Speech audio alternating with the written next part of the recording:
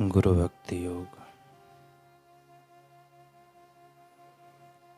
केवल गुरु की कृपा से ही आप अपने मन को नियंत्रण में रख सकते हैं। आप गुरु की कृपा से ही समाधि या अति चेतना में स्थित हो सकते हैं। वैराग, अनासक्ति, इंद्रिय विषयक भोग विलासों के प्रति उदासीन हुए बिना किसी को गुरु कृपा नहीं पच सकती। शिष्य जब गुरु की निगरानी में रहता है तब उसका मन इंद्रिय विषयक भोग विलासों से विमुख बनने लगता है। गुरुओं एवं संतों के समागम से, धार्मिक ग्रंथों के अभ्यास से, सात्विक भोजन से, प्रभु के नाम आदि से सात्विक वृत्ति में वृद्धि होती है। राजसी प्रकृति का मनुष्य अपने पूरे हृदय से एवं अंतःकरण से गुरु की सेवा नहीं कर सकता। प्राणायाम और गुरु के नाम का जप करने से मन अंतर्मुख होता है। जो आत्मज्ञान का मार्ग दिखाते हैं वे पृथ्वी पर के सच्चे देव हैं। गुरु के सिवाय यह मार्ग कौन दिखा सकता है। अंजलि में 2 घूंट पानी आ जाए तो आश्चर्य नहीं, पर समुद्र समा जाए तो बात गले उतरती ही नहीं।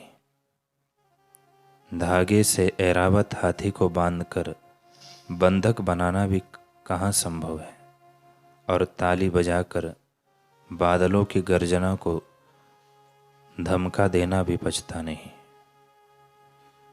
निश्चित ही बुद्धि के धरातल पर तो यह असंभव ही नहीं है, पर शिष्य और गुरु के दिव्य प्रेम की दुनिया ऐसी होती है जहाँ सब असंभव सहज ही संभव होता दिखाई देने लगता है।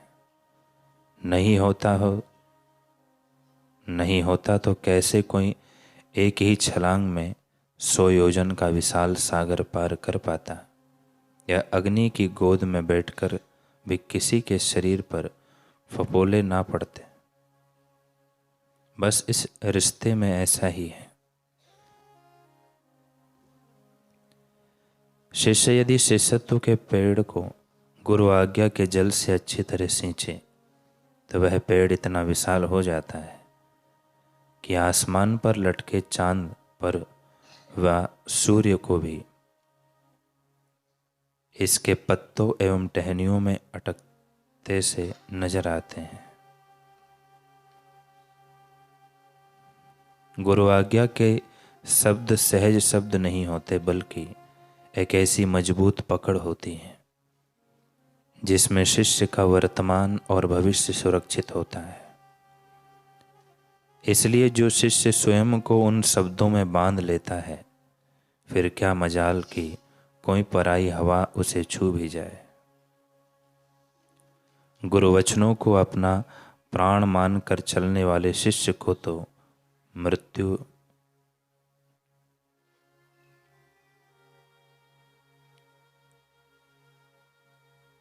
गुरु वचनों को अपना प्राण मानकर चलने वाले शिष्य तो मृत्यु से भी खेल जाया करते हैं, लेकिन वही यदि शिष्य गुरु के वचनों की अवहेलना का विष चख ले तो काल बिना देरी किए उस शिष्य के पास पहुंच जाता है।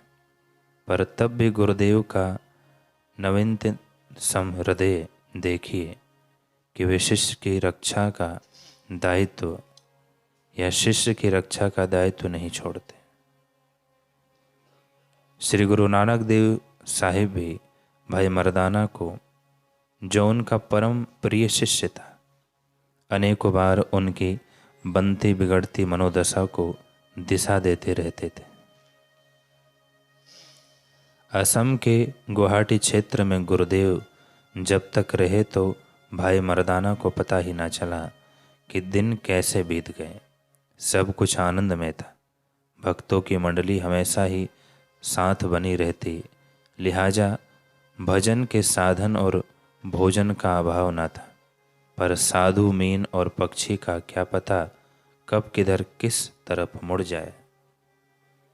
ऐसे ही एक दिन अचानक श्री गुरु नानक देव जी ने कहा, मर्दाना चलो वन की ओर कूच करते हैं, कुछ दिन एकांतवास करते हैं, ध्यान की वही गहराई में प्रीतम से मिलन का रस लिया जाए।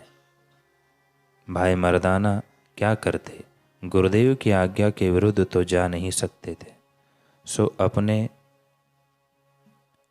रबाब व पोटली उठाई और गुरुजी के पीछे वन की ओर चल पड़े। पर वन में था क्या, गूंगे से पेड़, उनकी उलझी सी टहनियाँ और उनसे टूटकर यहाँ वहाँ अनाथ से पड़े असंख्य पत्ते। इसलिए भाई मर्दाना को वन तो रति भर भी प्रिय प्रतीत नहीं हो रहा था। उसका सन्नाटा मानो उन्हें चिढ़ा रहा था। पर जहाँ भाई मर्दाना को वीराना दिखाई दे रहा था, वहीं गुरु नानक देव जी को सुंदर तराना सुनाई पड़ रहा था। वे बोले, देखो मर्दाना, कैसे ये सभी पेड़ हमारे स्वागत के लिए खड़े हैं। एक पत्ते थे, बस उनके पास, और वो भी इन्होंने हमारे चरणों में अर्पित कर दिए। खैर यह गुरुदेव की दृष्टि थी, जो वे भाई मर्दानों को अपने साथ रखकर उनको भी प्रदान करना चाहते थे। वन में चलते चलते सुबह से शाम हो गई। अब रातें बाहें फैलाए खड़ी थी और भाई मर्दाना के पेट में अन्न की केवल कल्पना ही पक रही थी। संकोचवश उससे कुछ बोला भी नहीं जा रहा था। शब्द होंठों पर आकर रुक जाते, शब्द रुक रहे थे, पर भूख नहीं रुक रही थी। यूं ही भूख से जूझते लड़ते जैसे तैसे रात निकली, पर फिर सुबह हुई, जवान होकर दोपहर की तरफ बढ़ने लगी और गुरुदेव श्री की दिव्य लीला संकेत दे रही थी कि शायद आज रात भी वन में ही रहना पड़े। यूं तो वन में कंदमूल खाए जा सकते थे, पर गुरुदेव ने ऐसा करने से भाई मर्दाना को पहले ही मना कर दिया था, यह कहकर कि वन की पेड़ों के फल विषैले हो सकते हैं। पर जब कुछ और घंटे बीतने के बाद भाई मर्दाना से रुका ना गया, तो उसने गुरुदेव से अपनी व्यथा कह ही डाली। गुरुदेव ने कहा, बस थोड़ा सा सब्र और करो, ध्यान से उठने के बाद आगे प्रस्थान करेंगे, फिर जो भी नगर पड़ेगा वहीं भोजन करेंगे। भाई मर्दाना को गुरुदेव के इस कथन ने खुशी दे दी, क्योंकि उसे पता था कि गुरुदेव एक बार ध्यान में बैठेंगे तो पता नहीं। गुरुदेव के इस कथन से भाई मर्दाना को खुशी ना हुई, क्योंकि उसे पता था कि गुरुदेव एक बार ध्यान में बैठेंगे तो पता नहीं कितने दिन में उठेंगे। फिर उठने के बाद कहेंगे, अरे 4 दिन बीत गए, हमें तो पता ही नहीं चला।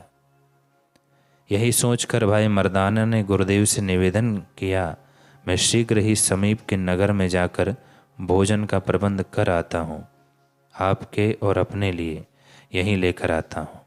तब गुरुदेव ने कहा, तुम्हारा अकेले नगर में जाना ठीक अभी नहीं है।